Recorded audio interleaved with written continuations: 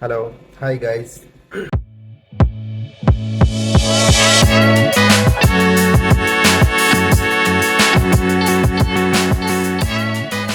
ഞാനിവിടെ ഞാൻ വന്നിരിക്കുന്നത് ഇപ്പൊ ഇൻസ്റ്റഗ്രാമിൽ ട്രെൻഡിങ് ആയിട്ട് കൊണ്ടിരിക്കുന്ന ബെഞ്ചമിൻ പി ജോബി എന്നൊരു പയ്യന്റെ മോട്ടിവേഷൻ വീഡിയോ എല്ലാവരും കണ്ടിട്ടുണ്ടായിരിക്കും.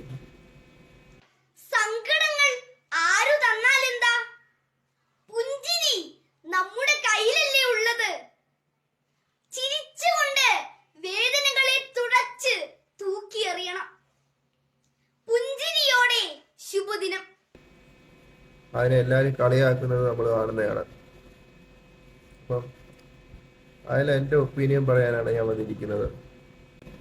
എല്ലാവരും ആ വീഡിയോയുടെ കമന്റ് സെക്ഷൻ എടുത്തു നോക്കിക്കഴിഞ്ഞാൽ വളരെ മോശമായിട്ട് സംസാരിക്കുന്ന ഒരുപാട് പേരെ കാണാൻ പറ്റും നമുക്ക്. അതിന് മാത്രം പറയാനെ കൊണ്ട് അതിൽ ഒന്നുമില്ല.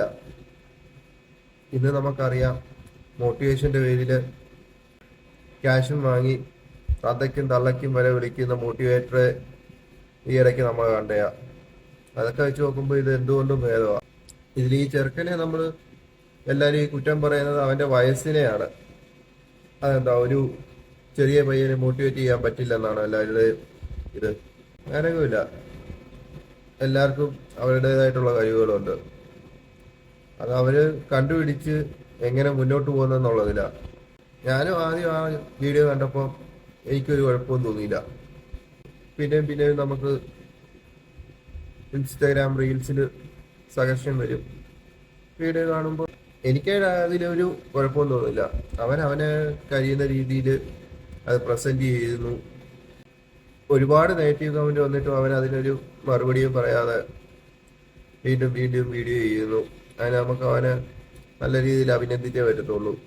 കാരണം ഇത്രയും നെഗറ്റീവ് സ്പ്രെഡായിട്ടും തളരാതെ മുന്നോട്ട് അവനെ മോട്ടിവേറ്റ് ചെയ്യാനുള്ള എല്ലാ അർഹതയും നമ്മൾ കാണുന്നുണ്ട്.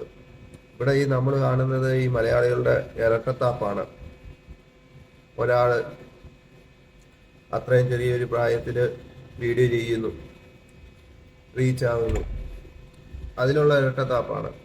അതിൽ നെഗറ്റീവ് കമന്റ് ഇട്ട് കഴിഞ്ഞാൽ ഉറപ്പായിട്ടും അവർക്ക് ലൈക്ക് കിട്ടും എന്നുള്ള ബോധ്യത്തിലാണ് അവരതിൽ നെഗറ്റീവ് കമന്റ് ഇടുന്നത്. ഇവിടെ ഓരോരുത്തര് മോട്ടിവേഷൻ എന്നുള്ള പേരിൽ എന്തൊക്കെയാണ് കാണിക്കുന്നത്. അല്ലെങ്കിൽ ഈ മോട്ടിവേഷൻ എന്ന് പറയുന്നത് ഉടായിപ്പാണ്. അതിൻ്റെ ഇടയിൽ ഈ ചെറിയ പ്രായത്തിൽ അവൻ കാണിക്കുന്നുണ്ടെങ്കിൽ അത് അവൻ്റെ കഴിവാണ്. അത് നമ്മൾ അംഗീകരിക്കാനാണ് പഠിക്കേണ്ടത്, അല്ലാതെ അതിനെ പുച്ഛിക്കാനല്ല. ഓക്കെ ഗൈസ്, അപ്പം വീണ്ടും ഒരു വീഡിയോ ആയിട്ട് വീണ്ടും കാണാം. ഇത് എൻ്റെ ഒരു അഭിപ്രായം പറയാൻ വേണ്ടി മാത്രമാണ് ഞാൻ വന്നത്. നിങ്ങൾക്ക് എന്താ തോന്നുന്നതെന്ന് കമന്റ് ബോക്സിൽ രേഖപ്പെടുത്തുക. അടുത്തൊരു വീഡിയോയുമായിട്ട് വീണ്ടും കാണാം. ബൈ.